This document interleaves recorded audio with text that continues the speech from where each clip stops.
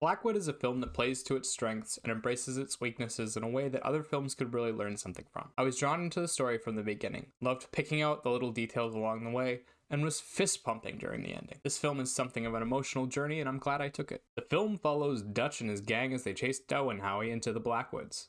Dutch's gang is surprised by a Wendigo, and after capturing Doe and Howie, they attempt to cross the Blackwoods with her help. But the Wendigo has other plans. Blackwood capitalizes on two key aspects of the writing and the acting. The movie fleshes out its universe and creates full and interesting characters whose motivations can be understood just by watching them and thinking about their action. Each of Dutch's gang gets their own personality, and I loved seeing all of the writers' foreshadowing unfold. The acting is amazing because the entire main cast fully commits to their roles, and Dutch, Lester, Two Feathers, and Doahani kill their performances. I was cheering when Lester took the fight to the Wendigo, and watching Two Feathers put the fear of the Wendigo in them at the campfires was just an incredible moment. Dutch and Doahani are both tortured souls in search of something, and both Wild and Slaughter live and breathe these characters. They bring them to life and flesh them out. Couldn't have been more impressed with their performances. The costumes, the sets, and the effects were all very low budget, and it is hard not to notice it right away. The animal entrails they use are actual sausage links.